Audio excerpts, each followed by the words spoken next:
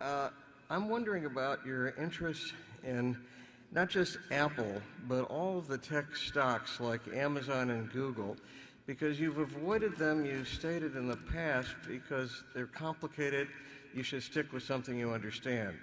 On the other hand, Amazon and Google have what you call a very durable competitive advantage. They really hardly have any competitor. And that's true in China, too, of Alibaba and Tencent. So it seems like it's a conflict, and I'm wondering if you're going to be turning the corner and going into these tech companies that seem to have no serious competition. Well, we certainly look at them, and we don't think of whether we should be in tech companies or not, or that sort of thing. We are looking for things where we do get into the durability of the competitive advantage, and whether we think that our opinion might be better than other people's opinion in assessing the probability of the durability, so to speak. But the truth is that I've watched Amazon from the start, and I think what Jeff Bezos has done is something close to a miracle. And the problem is, if I think something will be a miracle, I tend not to bet on it. It would have been better, far better, obviously, if I'd had some insights into certain businesses. But in fact, Bill Gates told me early on, that I think I was on Alta and he suggested I turn to Google. But the trouble is, I saw that Google was skipping past Alta, and then I wondered if anybody could skip past Google. And I saw at GEICO that we were paying a lot of money for something that cost them nothing incrementally. So we've looked at it, and I made a mistake in not being able to come to a conclusion where I really felt that at the present prices that the prospects were far better than the prices indicated.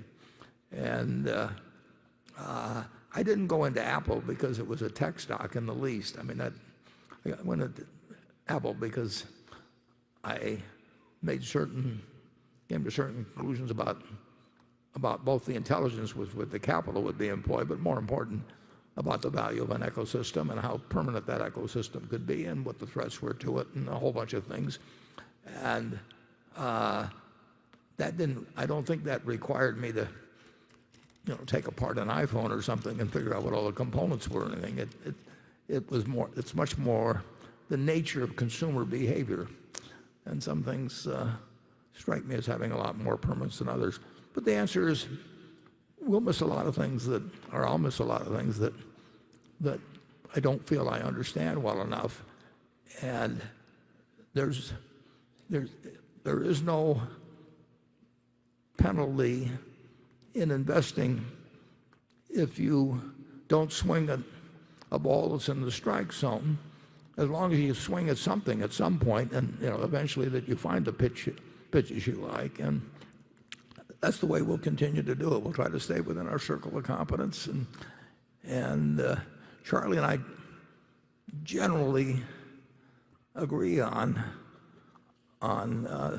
sort of where that circle ends, and what kind of situations where we might have some kind of an edge in our reasoning or our experience or something, that where we might evaluate something differently than other people. But the answer is we're going to miss a lot of things. Charlie? Yeah, we have a wonderful system. If one of us is stupid in some area, so is the other. And of course, we were not ideally located to be high-tech wizards. How many people of our age quickly mastered Google? I've been to Google headquarters. They look to me like it looks like a kindergarten.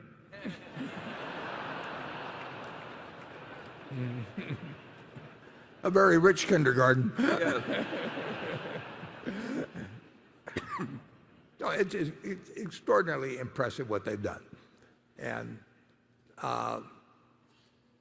like I say, at Geico, we were paying them a lot of money at the time they went public, and all three of them, the main characters, Eric and Larry and Sergey, they actually came and saw me, but they were more than talking about going public and the mechanics of it and various things along that line. But it wasn't like what they were doing was a mystery to me.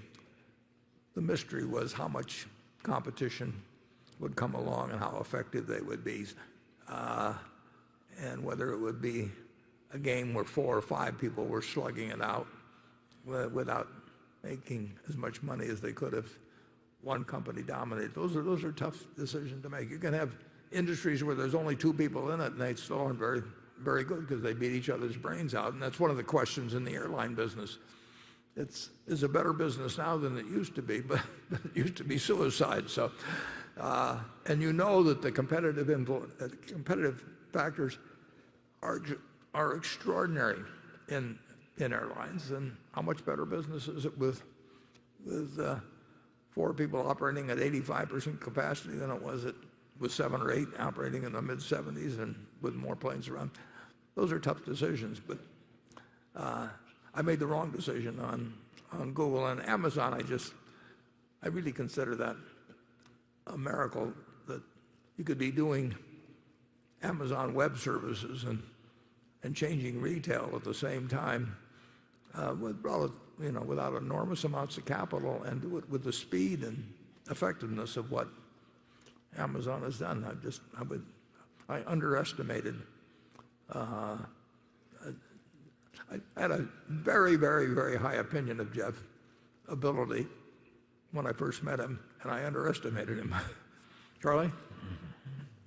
Well, my comment would be that the shareholders have one thing to be thankful for.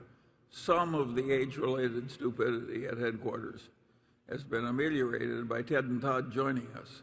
We are looking at the world with the aid of some younger eyes now, and they've had a contribution Significant. beyond their own investments. And so you're very lucky to have them, you shareholders, because there's a lot of ignorance in the older generation that needs removal.